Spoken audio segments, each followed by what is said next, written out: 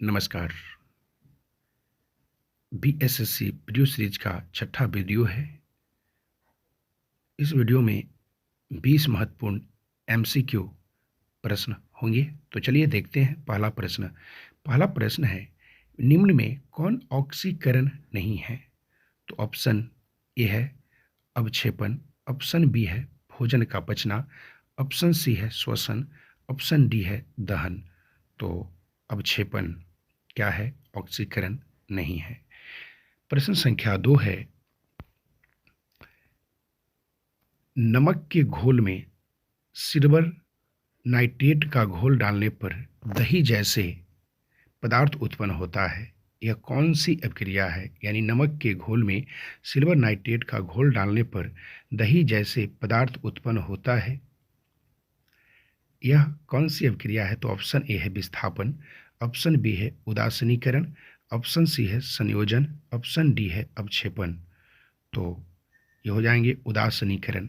प्रश्न संख्या 3 है, संक्षारण किस प्रकार की अभिक्रिया है? तो संक्षारण किस प्रकार की अभिक्रिया है? तो ऑप्शन ए है अपचयन अभिक्रिया, ऑप्शन बी है अवक्षेपण अभिक्रिया, ऑप्शन सी है उपचयन अभिक्रिया, ऑप्शन डी है संयोजन अभिक्रिया। तो उपचयन अभिक्रिया है संक्षारण। प्रश्न संख्या 4 है, किसी रासायनिक अभिक्रिया में ऑक्सीजन के अनुपात का बढ़ना क्या कहलाता है? यानी किसी रासायनिक अभिक्रिया में ऑक्सीजन के अनुपात का बढ़ना क्या कहलाता है? तो ऑप्शन ए है अपचयन अभिक्रिया, ऑप्शन बी है उपचयन अभिक्रिया, ऑप्शन सी है ऊष्माशोषी अभिक्रिया, ऑप्शन डी है विस्थापन अभिक्रिया। तो उपचयन अभिक्रिया है। प्रश्न संख्या 5 है, निम्न में कौन सी अभिक्रियाओं के युग्म हमेशा साथ साथ होते हैं? तो ऑप्शन ए है संयोजन और विघटन, ऑप्शन बी है अवक्षेपण और विस्थापन, ऑप्शन सी है उदासीनीकरण और विस्थापन, ऑप्शन डी है ऑक्सीकरण और अवकरण। तो ऑप्शन सी होंगे उदासीनीकरण और विस्थापन। प्रश्न संख्या 6 है, सोडियम हाइड्रोक्साइड और हाइड्रोक्लोरिक अम्ल की अभिक्रिया से सोडियम क्लोराइड और जल बनाते हैं। यह कौन सी अभिक्रिया है? यानी सोडियम हाइड्रोक्साइड और हाइड्रोक्लोरिक अम्ल की अभिक्रिया से सोडियम क्लोराइड और जल बनाते हैं। यह कौन सी अभिक्रिया है? तो ऑप्शन है उदासीनीकरण, ऑप्शन बी है विघटन, ऑप्शन सी है संयोजन, ऑप्शन डी है अवक्षेपण। तो उदासीनीकरण हो जाएंगे। प्रश्न संख्या 7 है, किसी अभिक्रिया में भाग लेने वाले पदार्थ क्या कहलाते हैं? अभिक्रिया में भाग लेने वाले पदार्थ, तो ऑप्शन ए है प्रतिफल, ऑप्शन बी है अवकारक, ऑप्शन सी है अभिकारक, ऑप्शन डी है ऑक्सीकारक। तो अभिकारक कहलाएंगे। जैसे आप समझ सकते हैं कि अभिक्रिया के मतलब माध्यम से कि जैसे में Mg प्लस के O दोनों जब अभिक्रिया करते हैं तब बनते हैं MgO। तो जो EO जो देख रहे हैं Mg प्लस के O, ये कहला जाएंगे क्या चीज़? अभिकारक, क्योंकि अभिक्रिया में भाग ले रहे हैं।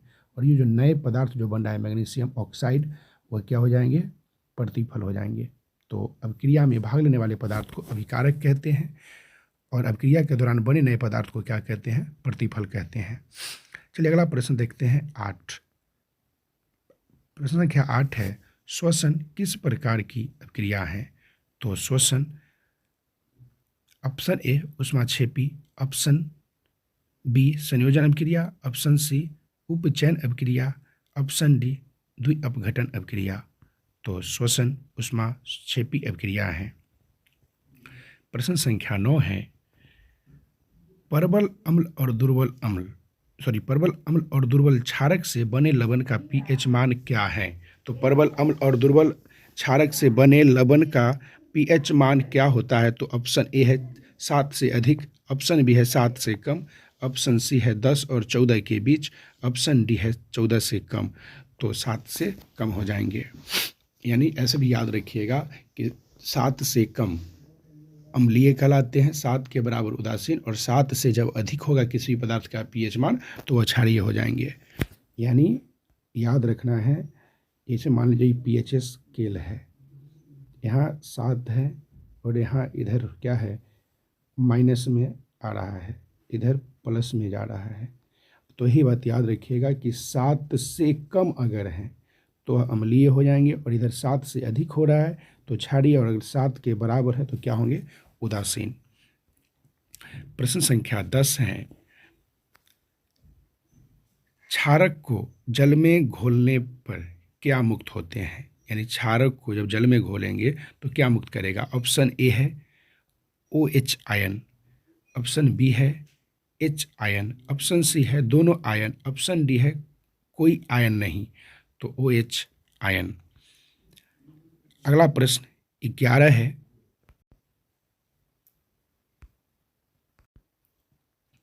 दही में किस प्रकार का अम्ल पाया जाता है? तो ऑप्शन ए है लैक्टिक अम्ल, ऑप्शन बी है साइट्रिक अम्ल, ऑप्शन सी है ऑक्जेलिक अम्ल, ऑप्शन डी है अन्य। तो दही में लैक्टिक अम्ल पाया जाता है। प्रश्न संख्या 12 है, किसी अम्ल में मुख्य रूप से एक परमाणु अवश्य मौजूद रहता है जो धातु से अभिक्रिया कर एक गैस उत्पन्न करता है। तो ऑप्शन ए है हाइड्रोजन, ऑप्शन बी है ऑक्सीजन, ऑप्शन सी है नाइट्रोजन, ऑप्शन डी है अमोनिया, तो वो है हाइड्रोजन। प्रश्न संख्या 13 है, वे पदार्थ जिनके स्वाद खट्टा होते हैं, वे पदार्थ जिनके स्वाद खट्टे यानी खट्टा होते हैं और जो नीले लिटमस पत्र के घोल को लाल बनाता है, कहा जाता है? ऑप्शन ए अम्ल, ऑप्शन बी लवण, ऑप्शन सी भस्म, ऑप्शन डी क्षारक, तो अम्ल कहलाते हैं। प्रश्न संख्या 14 है, जल में घुलनशील भस्म क्या कहलाते हैं? तो जल में घुलनशील भस्म, ऑप्शन ए क्षारक, ऑप्शन बी क्षार, ऑप्शन सी संक्षारण, ऑप्शन डी क्षरण, तो जल में घुलनशील भस्म क्या कहलाएगा? क्षार कहलाएगा। प्रश्न संख्या 15 है, निम्न में कौन प्रबल अम्लीय है? तो ऑप्शन ए है pH 7, ऑप्शन बी है pH 14, ऑप्शन सी है pH 0, ऑप्शन डी है pH 3, तो ऑप्शन सी होगा pH 0। प्रश्न संख्या 16 है, लिटमस रंजक बैगनी रंग का होता है जो निकला जाता है।